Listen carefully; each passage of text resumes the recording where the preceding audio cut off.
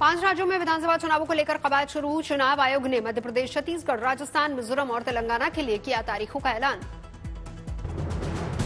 छत्तीसगढ़ में 2 चरणों में होगा मतदान। 7 और 17 नवंबर को डाले जाएंगे वोट। राजस्थान में 23 नवंबर को होगा मतदान। मध्य प्रदेश में 17 नवंबर को होगी वोटिंग। मिजोरम के चुनाव की तारीखों की घोषणा 7 नवंबर को होगा मतदान। तेलंगाना में 30 नवंबर को होगा मतदान। 3 दिसंबर को 5 राज्यों में जारी किए जाएंगे परिणाम।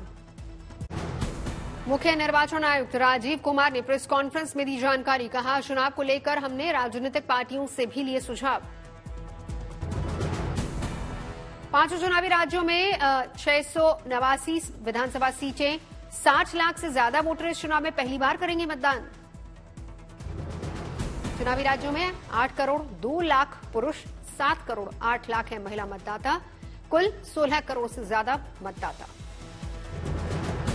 17 अक्टूबर को जारी की जाएगी मतदाता सूची। आदिवासियों के विशेष मतदान केंद्र बनाए जाएंगे। 1 लाख से ज्यादा पोलिंग स्टेशन पर होगी वेबकास्टिंग। सी विजिल ऐप से केंद्रों पर रखी जाएगी नजर।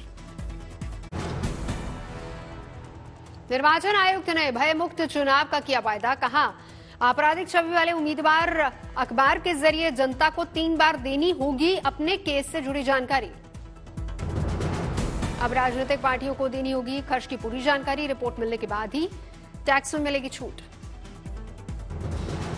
राजस्थान और मणिपुर के अंतर्राष्ट्रीय सीमाओं पर होगी खास चौकसी। चुनावी राज्यों में 940 चेकपोस्ट बनाए जाएंगे। 5 राज्यों में चुनाव की तारीखों के ऐलान के बाद बीजेपी ने 3 राज्यों के लिए विधानसभा उम्मीदवारों की सूची जारी की। मध्य प्रदेश, छत्तीसगढ़, राजस्थान के लिए उम्मीदवारों का ऐलान।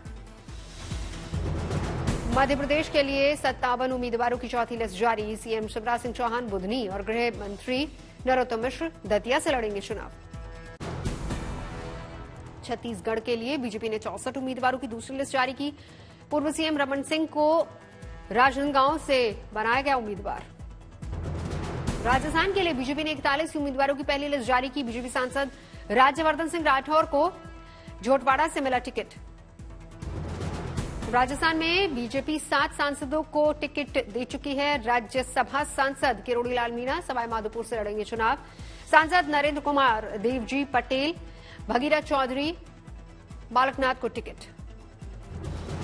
12 अक्टूबर को उत्तराखंड दौरे पर जाएंगे प्रधानमंत्री नरेंद्र मोदी। पिथौरागढ़ में कई कार्यक्रमों में होंगे शामिल। पीएम मोदी कई विकास परियोजनाओं की सौगात भी देंगे। बागेश्वर तक रेलवे लाइन परियोजना का भी उद्घाटन करेंगे पीएम मोदी। प्रधानमंत्री नरेंद्र मोदी ने तंजानिया की राष्ट्रपति सामिया सुलूहू हसन के साथ द्विपक्षीय वार्ता की। दोनों देशों के बीच हुए अहम समझौते। ज्वाइंट स्टेटमेंट में बोले प्रधानमंत्री मोदी, भारत तंजानिया के बीच रक्षा क्षेत्र में 5 साल के रोडमैप पर बनी सहमति। प्रधानमंत्री नरेंद्र मोदी ने कहा, भारत और तंजानिया आपसी व्यापार और निवेश के लिए एक दूसरे के महत्वपूर्ण सहयोगी। साझा बयान में बोले प्रधानमंत्री मोदी, तंजानिया की कौशल विकास और क्षमता निर्माण में दिया महत्वपूर्ण योगदान। दिल्ली के हैदराबाद हाउस में दोपहर के भोजन के दौरान तंजानिया के राष्ट्रपति सामिया सुलूहू हसन और डेलीगेशन ने सुने तंजानिया के गीत। प्रधानमंत्री मोदी, एनएसए डोभाल, विदेश मंत्री जयशंकर रहे मौजूद। दिल्ली में कांग्रेस मुख्यालय में हुई कांग्रेस वर्किंग कमेटी की अहम बैठक। कांग्रेस अध्यक्ष मल्लिकार्जुन खड़गे, सोनिया गांधी, राहुल गांधी, अधीर रंजन समेत पार्टी के कई नेता मौजूद रहे। जातीय सर्वे, विधानसभा चुनाव की तैयारियों पर हुआ मंथन। खड़गे ने कहा, जातीय जनगणना पर सरकार मौन, केंद्र में आए तो ओबीसी महिलाओं की भागीदारी के साथ आरक्षण करेंगे लागू। सीडब्ल्यूसी की बैठक के बाद बोले कांग्रेस नेता राहुल गांधी, कांग्रेस शासित राज्यों में होगी जातीय जनगणना। राहुल गांधी ने कहा, जहां सरकार बनेगी वहां भी कराएंगे डेटा रिलीज। संस्थानों में दलित, सीडब्ल्यूसी और आदिवासी कम। जातिगत जनगणना के लिए हम बीजेपी पर डालेंगे दबाव। जातिगत जनगणना के बाद आर्थिक सर्वे भी करेंगे जारी।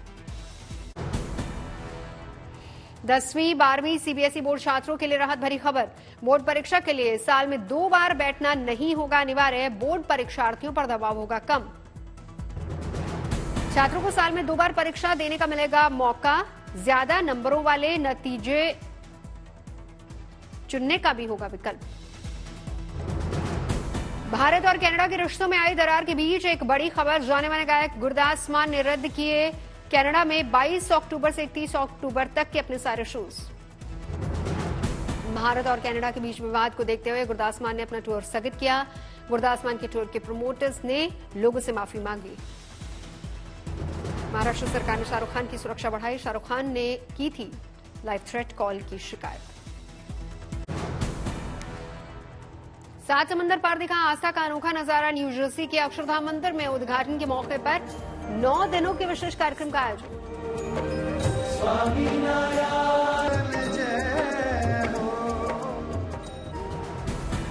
18 अक्टूबर से आम लोगों के लिए खोल दिया जाएगा मंदिर। मंदिर में लगाई गई है कुल 10,000 मूर्तियां।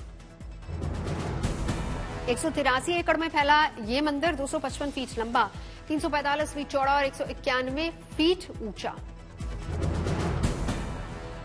संयुक्त राष्ट्र के राजदूतों और प्रतिनिधियों के एक प्रतिनिधिमंडल ने स्वामीनारायण अक्षरधाम मंदिर का किया दौरा। कलाकारों ने जबरदस्त प्रस्तुति से बांधा समा। दिल्ली में 26वीं ऊर्जा प्रौद्योगिकी बैठक का शुभारंभ। केंद्रीय मंत्री हरदीप पुरी बैठक में शामिल हुए। अमृतसर में उमड़ा आस्था का सैलाब। गुरु नानक जी के ज्योति ज्योत मौके पर स्वर्ण मंदिर में श्रद्धालुओं ने टेका मत्था। वाराणसी में पितृपक्ष में दिव्यानुष्ठान। गर्भपात का शिकार हुई अजन्मी बेटियों का हुआ श्राद्ध। यूपी की भदोही पहुंचे CM Yogi Adityanath. International corporate fair का शुभारंभ किया। गुरुग्राम में चल रहे रियो वर्ल्ड कप में निश्चल का कमाल। 50 मीटर एयर पिस्टल में जीता गोल्ड मेडल। परिवार में खुशी की लहर। गायक और गीतकार लकी अली ने एयरफोर्स डे के 91वें स्थापना दिवस पर वीर जवानों के लिए लिखी देशभक्ति कविता सिम्फनी ऑफ हीरोज नाम की भारतीय सशस्त्र बलों को किया समर्पित। लुधियाना में एक छात्र का कमाल। स्क्रैप के इस्तेमाल से बनाया विमान। श्रीनगर में खेल और विकास को बढ़ावा देने के लिए सेना की शानदार पहल। सेना और स्थानीय लोगों ने मिलकर खिलाड़ियों के लिए तैयार किया स्केट पार्क। चंडीगढ़ के कलाकार ने किया कमाल। चाक पर उकेरी विश्व कप ट्रॉफी। राजस्थान के करौली को विधायक ने एक साथ दी 384 विकास परियोजनाओं की सौगात। विकास कार्यों का शिलान्यास किया। बैलगाड़ी पर सवार होकर कार्यक्रम स्थल पहुंचे विधायक। कार्यकर्ताओं ने किया भव्य स्वागत। हिसार में हरियाणा कृषि विकास मेले का उपराष्ट्रपति जगदीप धनखड़ ने उद्घाटन किया। यहां किसानों के लिए उन्नत किस्म के बीज भी होंगे उपलब्ध। जिंद में आयोजित जनमिलन समारोह में शामिल हुए पूर्व मुख्यमंत्री भूपेंद्र सिंह हुड्डा। बड़ा बदलाव चाहती प्रदेश की जनता, ऐसा कहा। असम के बिस्वनाथ में आदिवासी समाज की ओर से करम उत्सव का आयोजन। इस दौरान बीजेपी नेता पल्लव लोचन दास रहे मौजूद।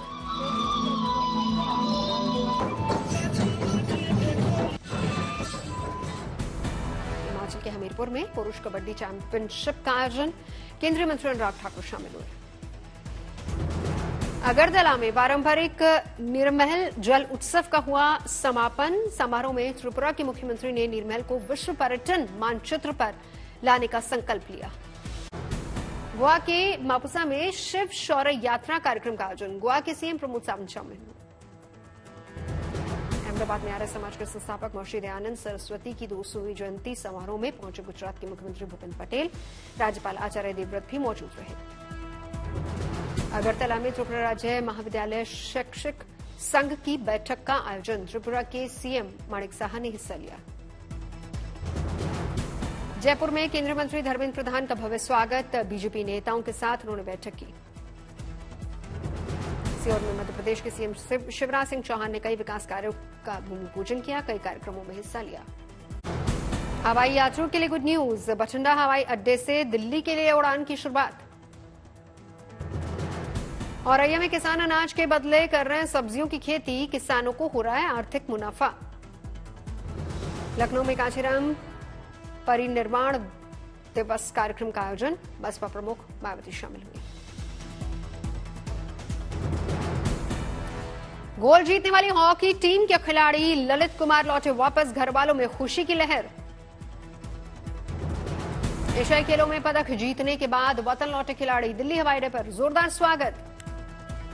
कॉन्फिडेंस इंडेक्स के मुताबिक घरेलू डिमांड और क्षमता में इजाफे से भारत में निजी निवेश बढ़ेगा। सर्वे में शामिल 66% ने जुलाई सितंबर में बिक्री और नए ऑर्डर में बढ़ोतरी का दावा किया। इजरायल हमास जंग का हाइफा पोर्ट के प्राइवेटाइजेशन के टेंडर हासिल करने वाले अदानी ग्रुप के शेयरों पर पड़ेगा दबाव। इन्फोसिस, HCL, TCS का इजरायल की कई कंपनियों के साथ करार। इजरायल हमास जंग से भारत के सराफा बाजार में भी हलचल बढ़ने से त्योहारों और शादियों में सोने चांदी महंगा होने की आशंका, गोल्ड और चांदी पर बढ़ा प्रीमियम। DPIIT जर्मन एजेंसी के साथ मिलकर दिल्ली बेंगलुरु की सड़कों का जाम खत्म करने की योजना बनाने में जुटा। हॉस्पिटैलिटी और एंटरटेनमेंट इंडस्ट्री को क्रिकेट वर्ल्ड कप के दौरान बम्पर बिक्री की उम्मीद। इन सेक्टर्स को बिक्री में 30 से 40% के उछाल का इजाफा। भारत में मोबाइल फोन का निर्यात अगस्त में करीब 2 गुना होकर $5.5 अरब तक पहुंचा। मार्सेल्स इंटरनेट मैनेजर्स के मुताबिक देश की 80% दौलत महज 2 लाख परिवारों के पास। आर्थिक विकास या 80% धन महज 20 कंपनियों के खाते में गया। मूडीज ने दावा किया, कच्चे तेल की कीमतों में उछाल के बावजूद पेट्रोल डीजल के दाम नहीं बढ़ेंगे। 2023-24 की दूसरी तिमाही के लिए 28 कंपनियों को IPO लाने की मंजूरी मिली। 2023-24 की पहली तिमाही में 31 कंपनियों के IPO आए। G2 ने दूरदर्शी मिशन के लिए नोएडा चैप्टर का उद्घाटन किया। प्रभावशाली और शक्तिशाली उद्योगपतियों के साथ ही प्रोफेशनल्स का विश्व स्तरीय समुदाय बनाने का लक्ष्य के साथ जोड़ा गया नया चैप्टर।